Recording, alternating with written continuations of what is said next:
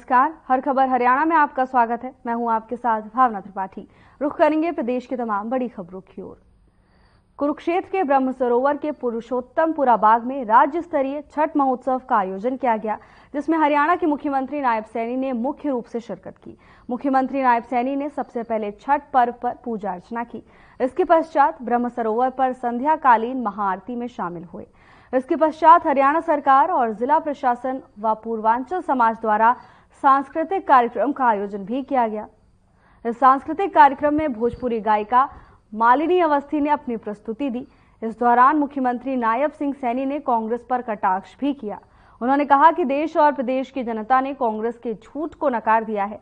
CM ने कहा कि उन्होंने कई बार कहा है कि काठ की हांडी बार बार नहीं चढ़ती। उनका झूठ हिमाचल प्रदेश, तेलंगाना और कर्नाटक में चला, अब इनका झूठ चलने वाला नहीं है। मुख्यमंत्री नायब सैनी ने कहा कि डीएपी खाद की कोई कमी नहीं है।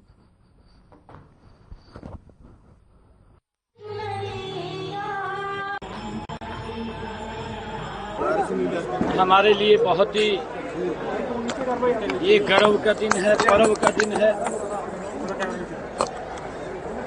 आज माताएं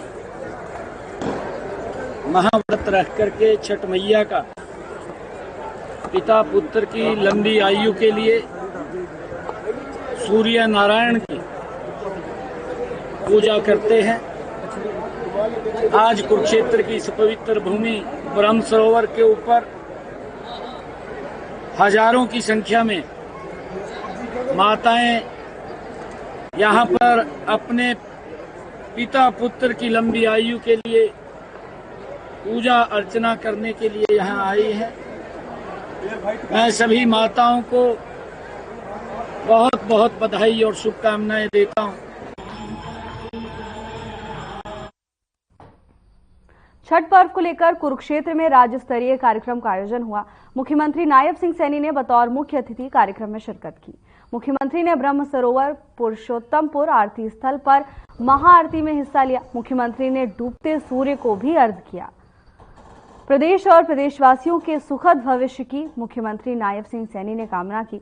राज्य स्तरीय कार्यक्रम में मुख्यमंत्री नायब सिंह सैनी ने संबोधित भी किया।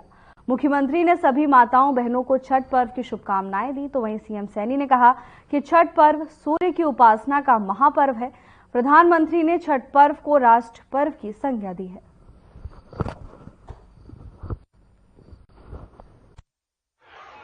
शुभम भास्कर ये बात कह रहा हूँ क्योंकि खाद की कोई कमी नहीं है। पिछले वर्ष जितना खाद अब तक आया था उतना खाद अब तक हरियाणा के अंदर पहुंच चुका है। जो भी और कमी है उस कमी को लगातार हम पूरा कर रहे हैं।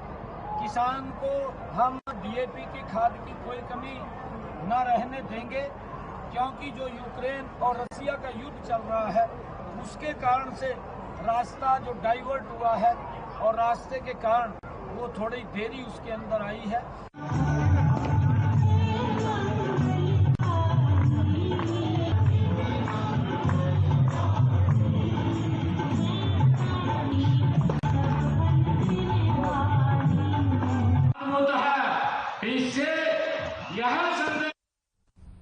केंद्रीय ऊर्जा एवं शहरी विकास मंत्री मनोहर लाल हरियाणा और चंडीगढ़ यूटी के साथ बैठक करेंगे। मंत्री मनोहर लाल हरियाणा के बिजली विभाग के साथ बैठक करेंगे। सुबह 10 बजे हरियाणा सचिवालय में बैठक करेंगे। ऊर्जा मंत्री मनोहर लाल के साथ हरियाणा के बिजली मंत्री अनिल विज समेत तमाम अधिकारी मौजूद रहेंगे।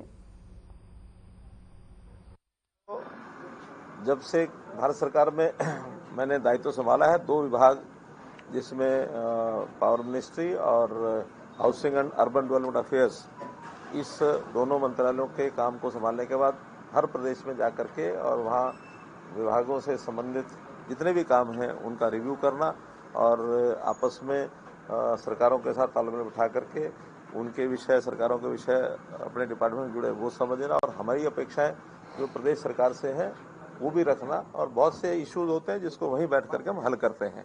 तो आज पंजाब के हमारे जो मंत्री लोग हैं और हमारे जो डिपार्टमेंट के लोग हैं उन सब के साथ बैठ करके दोनों विभागों की चर्चा हुई है। और उसमें खास करके जो हमारा पावर का इशू है, तो पावर में यहाँ के बंधुओं ने अपनी जो पावर की जो भी कमी है पावर की आपूर्ति में, उसके कुछ विषय रखे हैं। उसमें खास करके थर्मल पावर के जो प्रोजेक्ट्स हैं, नए प्रोजेक्ट कैसे लगे, कहाँ लगे, केंद्र कितनी पावर दे सकते हैं, लोकेशन कितनी कर सकती है, उसके ऊपर विचार हुआ है। हमने सुझाव दिया है कि हमको एक वहाँ पर उसको पिट हेड पर अपना कोई पावर प्लांट लगाने की कोशिश करनी चाहिए। खबर सिरसा से है, जहां विधानसभा चुनाव खर्च पर्यवेक्षक विजय सिंह खर्च रजिस्टर जमा करने के कार्य के संबंध में सिरसा आए। चुनाव खर्च रजिस्टर जमा करवाने का अंतिम दिन है। चुनाव खर्च पर्यवेक्षक ने यह जानकारी देते हुए बताया कि जिन प्रत्याशियों ने खर्च रजिस्टर जमा नहीं करवाया है, वो शाम 5 बजे तक रेस्ट हाउस में उनके समक्ष अपना चुनाव खर्च रजिस्टर जमा करवा सकते हैं।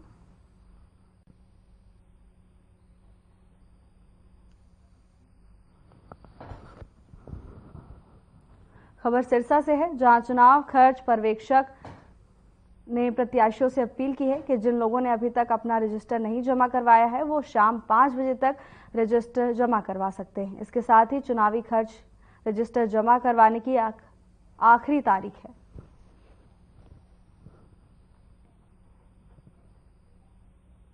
कुरुक्षेत्र में ब्रह्म सरोवर पर छठ पूजा के मौके पर राज्य स्तरीय समारोह का आयोजन किया गया, जिसमें सीएम नायब सिंह सैनी ने भी शिरकत की।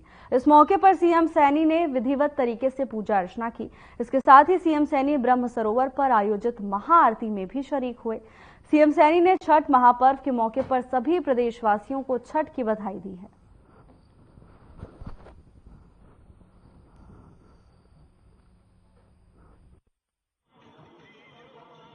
मुझे ये खुशी है कि पूर्वांचल के मेरे मेहनती और कर्मठ भाई बहन आज विभिन्न प्रदेशों में अपनी कड़ी मेहनत से वहां की अर्थव्यवस्था में योगदान कर रहे हैं।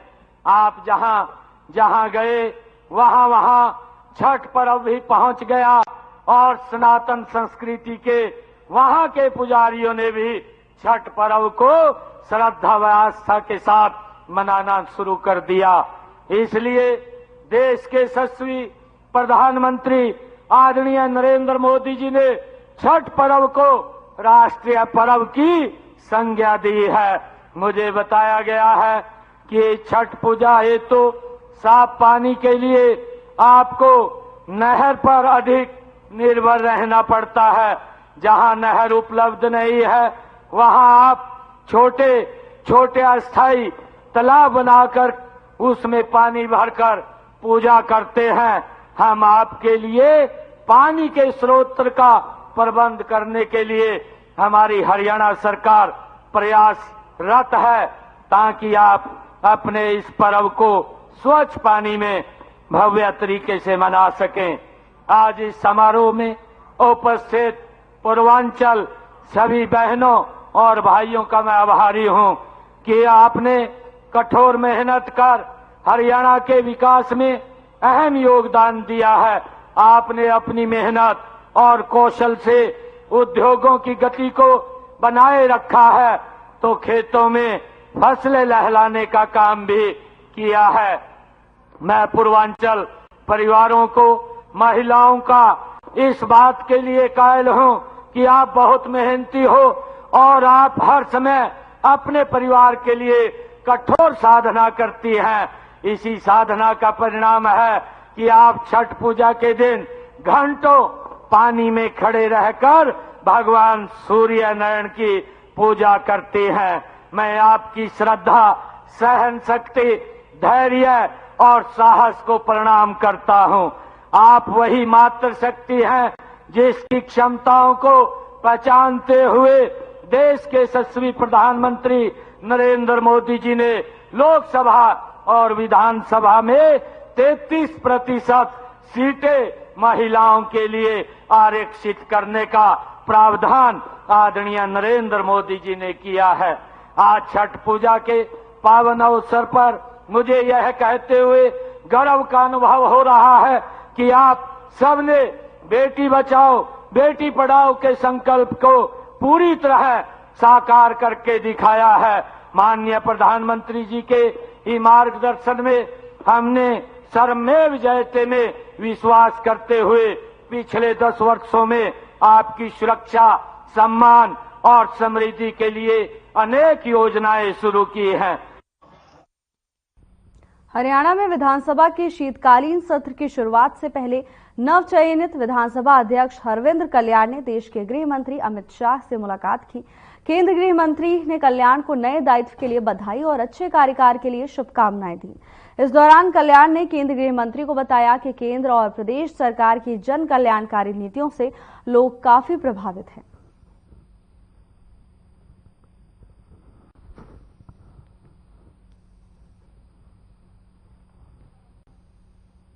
हिमाचल के मुख्यमंत्री सुखविंदर सिंह सुक्खू, केंद्रीय ऊर्जा शहरी मामलों के मंत्री मनोहर लाल और प्रदेश के अधिकारियों के बीच शिमला में महत्वपूर्ण मीटिंग संपन्न हुई।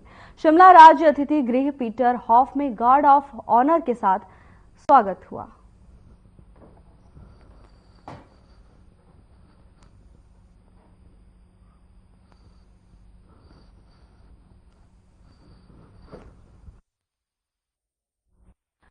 एनर्जी, परिवहन और श्रम मंत्री अनिल विज ने देश के प्रधानमंत्री नरेंद्र मोदी से मुलाकात की। करीब 1 घंटे तक चली इस मुलाकात के दौरान दोनों के बीच हरियाणा के कई अहम मुद्दों पर चर्चा हुई।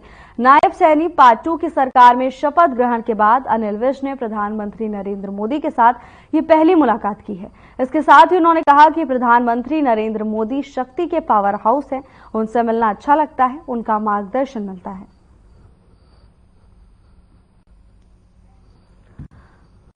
हरियाणा के श्रम, परिवहन और ऊर्जा मंत्री अनिल विज ने प्रधानमंत्री नरेंद्र मोदी से मुलाकात की।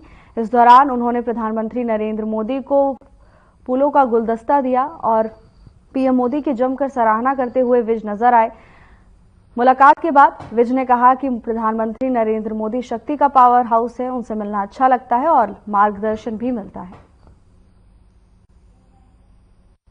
कुरुक्षेत्र में फ्लैग फाउंडेशन ऑफ इंडिया के सहयोग से राष्ट्रीय प्रौद्योगिकी संस्थान NIT में 72 फीट ऊंचा तिरंगा स्थापित किया गया। सांसद नवीन जिंदल ने इस तिरंगे का ध्वजारोहण करते हुए उद्घाटन किया। सांसद नवीन जिंदल ने कहा कि तिरंगा देश की आन बान शान है। इसके साथ ही उन्होंने कहा कि 23 जनवरी 2004 को सर्वोच्च न्यायालय ने अपना निर्णय सुनाते हुए हर नागरिक को राष्ट्रीय ध्वज फहराने का अधिकार दिया। अब उनका प्रयास रहेगा कि 23 जनवरी को राष्ट्रीय झंडा दिवस घोषित करने की मांग उठाकर उसे केंद्र सरकार से पूरा करवाया जा सके, क्योंकि इस दिन नेताजी सुभाष चंद्र बोस की जयंती पराक्रम दिवस भी मनाया जाता है। दोनों दिन एक साथ मनेंगे तो अच्छा संदेश जाएगा।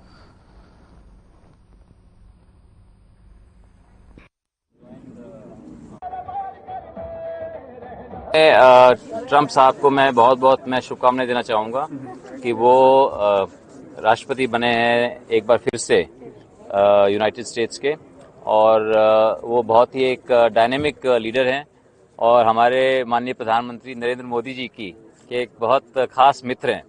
और इसलिए मैं समझता हूँ कि जो अभी तक ट्रंप साहब कह रहे थे कि पूरे जो विश्व के अंदर जो युद्ध छिड़े हुए हैं, जैसे यूक्रेन के अंदर युद्ध छिड़ा हुआ है, जैसे कि गाजा के अंदर जहां पैलेस्टीनियंस और इजराइल का जो युद्ध छिड़ा हुआ है, मैं ये आशा करता हूं कि अब उनके आने से ये युद्ध बंद होंगे, पूरे विश्व के अंदर शांति होगी और हमारे भारत के अमेरिका के साथ बहुत अच्छे संबंध हैं, ये और अधिक मजबूत होंगे।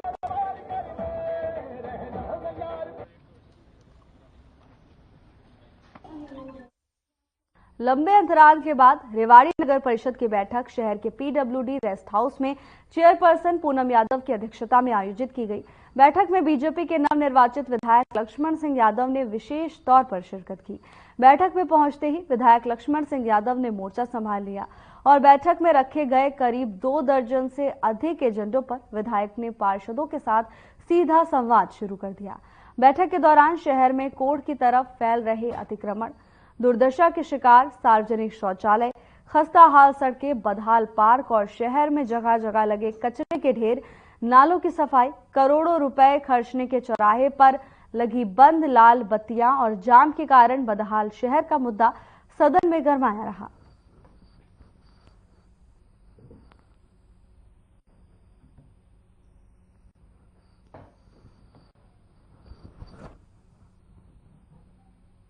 कांग्रेस के राष्ट्रीय महासचिव रणदीप सिंह सुरजेवाला ने प्रेस कॉन्फ्रेंस की, जिसमें उन्होंने प्रदेश में डीएपी की कमी को लेकर सरकार पर निशाना साधा।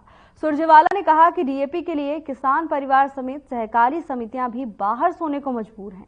इतना ही नहीं, उन्होंने कालाबाजारी को लेकर भी निशाना साधा है।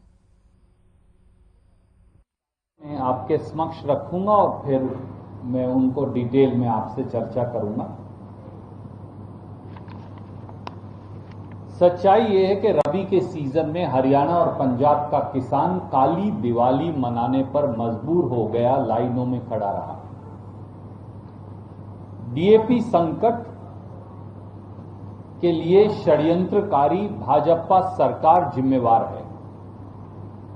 डीएपी संकट मैन मेड डिजास्टर है। इसके 3 पहलू हैं। फर्टिलाइजर सब्सिडी काटी, डीएपी का इंपोर्ट काट दिया और डीएपी की बिक्री बंद कर दी। मैं अभी आपको साबित करके दिखाऊंगा। तो भाजपाई षड्यंत्र, भाजपाई कुप्रबंधन और किसान विरोधी नीतियां ये अब जान की आफत बन गई हैं। हरियाणा, पंजाब, मध्य प्रदेश, राजस्थान, उत्तर प्रदेश में लाखों किसान पूरी रात कोऑपरेटिव सोसाइटीज और खाद की दुकानों के बाहर सो रहे हैं, परिवार सहित, बीवी और बच्चों सहित। और ये नजारा पिछले 1 महीने से पूरे हरियाणा और पंजाब में। कहीं लाठीचार्ज हो रहा है किसानों पर, कहीं थानों में डीएपी बांटा जा रहा है, कहीं किसान को एक डीएपी का बैग 1350 रुपए की बजाय 1900 रुपया में दिया जा रहा है, तो कहीं औने पौने दामों पर कीटनाशक दवाई और बीज भी जबरन तरीके से डीएपी के बैग के साथ दिया जा रहा है। कुछ उदाहरण मैं आपको चर्चा करूंगा, फिर समस्या पर लेकर आऊंगा। 26 अक्टूबर 2024 उचाना में कई दिनों से किसान लंबी लाइन पर डीएपी के लिए खड़ा था। आखिर में धैर्य टूट गया और बुरी तरह से पुलिस ने डीएपी खाद मांगने वाले किसानों को डीएपी तो दी नहीं, पर हरियाणा की बीजेपी सरकार ने किसान को लाठियां दी। उसी दिन नरवाना में फिर किसान धरने पर बैठा रहा। उसी दिन गुला चीका में धरना और आंदोलन हुआ, कैथल में धरना और आंदोलन हुआ। 27 अक्टूबर 2024 अगले दिन, एक दिन छोड़ के अगले दिन, भिवानी, चरखी दादरी, नारनौल, तीनों जगह डीएपी की कमी और किसान आंदोलन के चलते डीएपी को पुलिस थानों से बांटना पड़ा। आप सबने दिखाया भी, लिखा भी, अखबार में भी छापा। 4 नवंबर 2024 पूरे सरसा शहर को बंद करना पड़ा क्योंकि डीएपी का आंदोलन किसानों द्वारा किया जा रहा था। 5 नवंबर 2024 बाडड़ा, भिवानी में डीएपी संकट चरम सीमा पर पहुंच गया। किसान हजारों की संख्या में थे, डीएपी थी नहीं। लगभग आधा दिन तक एसडीएम को दीवार पर खड़ा होना पड़ा और जो सीमित डीएपी थी वो 2-2, 3-3 कट्टे करके बिकवानी पड़ी या दिलवानी पड़ी।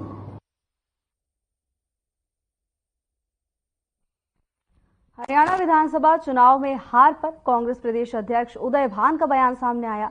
उन्होंने कांग्रेस की हार का कारण ईवीएम को बताया है। उन्होंने कहा कि किसी को भी बीजेपी के पक्ष में नतीजों की उम्मीद नहीं थी। बता दें कि उदय भान ने बीजेपी पर ईवीएम से मैंडेट चुरा लेने का आरोप लगाया।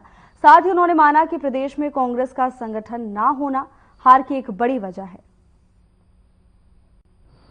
कोई भी अपेक्षा नहीं कर रहा था, कोई मीडिया नहीं कर रहा था, कोई टीवी चैनल नहीं कर रहा था, एग्जिट पोल वाले नहीं कर रहे थे। सीआईडी रिपोर्ट है, आपकी आईबी की रिपोर्ट है, जो भी एजेंसी जो सर्वे करती है, सारे के सारे आश्चर्यचकित हैं कि ये हुआ तो क्या।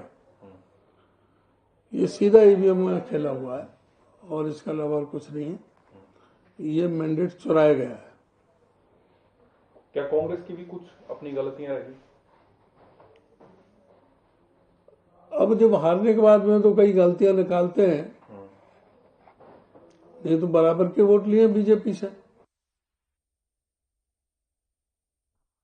में तीसरी बार बीजेपी आई तो कांग्रेस में आपसी कलह मच गई। इसके विरोध के शोर अभी तक जारी हैं। अब बीजेपी में विधानसभा वाइज जीत हार के पीछे विरोध करने वालों पर आरोप सरेआम लगने लगे हैं। ये नजारा नांगल चौधरी नारनौल में आयोजित दोनों अलग अलग बीजेपी कार्यशाला में देखने को मिला। इसके बाद नारनौल विधानसभा से जुड़ी बैठक यादव धर्मशाला में हुई। यहां लगातार तीसरी बार विधायक बने ओम प्रकाश यादव के तीखे तेवर देखने को मिले। उन्होंने दो बीजेपी पर चुनाव में विरोध करने की बात कहकर बैठक से बाहर जाने की बात कह डाली।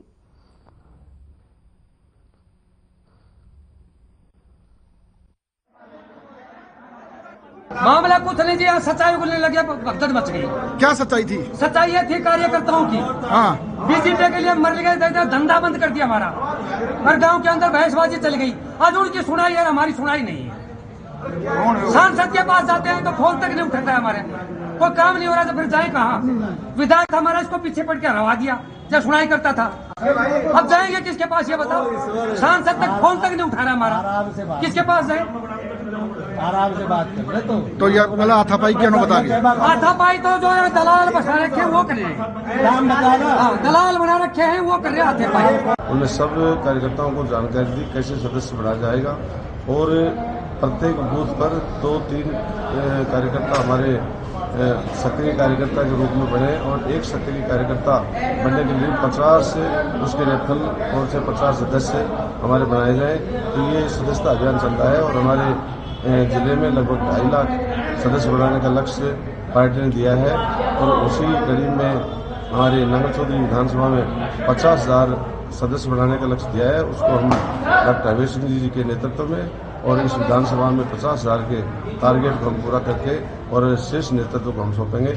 कोई लड़ाई झगड़ा नहीं है, भारतीय जनता पार्टी का सदस्यता अभियान चल रहा है। कोई कार्यकर्ता आपसी, यहाँ का लोकल कोई कार्यकर्ता तो आपसी है, बाकी पार्टी के नाते सब संगठित है और आज पूरे देश में भारतीय जनता पार्टी का डंका बज रहा है। और सदस्यता अभियान के निमित्त इस कार्यक्रम में आए थे। जिले के सह संयोजक के नाते पार्टी ने मेरी ड्यूटी लगाई थी। यहाँ जिलाध्यक्ष जी सीताराम जी और हमारे पूर्व विधायक अपने अटेली से सीताराम जी संयोजक के नाते सब पार्टी के वरिष्ठ लोग थे। सब एकजुटता के साथ आने वाले समय में सब पूरे हरियाणा में मेरा एक ही फोकस है। नहीं, शासन पार्टी तो अनुशासन वाली पार्टी है, अनुशासन है।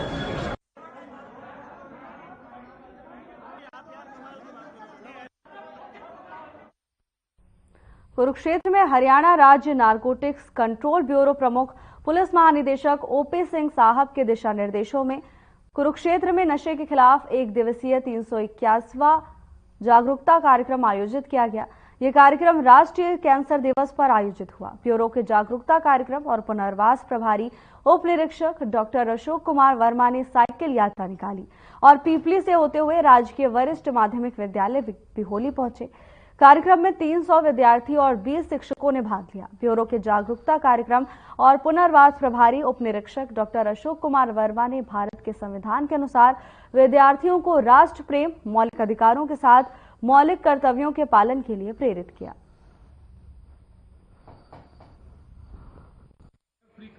ये ड्रग्स है क्या? नशे की समस्या हमारे लिए विकराल रूप ले चुकी है। यदि कोई भी नशा हमारे लिए अच्छा होता तो सबसे पहले माँ कहती खा ले मेरे बच्चे। यदि नशा होता अच्छा तो पिता कहता अभी थोड़ी सी पी ले।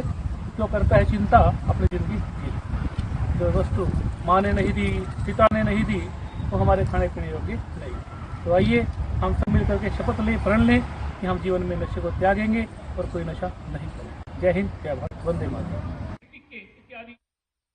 फिलहाल की बुलेटिन में बस इतना ही। अब वक्त हो चला है डॉक्टर राकेश गुप्ता के साथ हमारे खास कार्यक्रम प्लस माइनस का।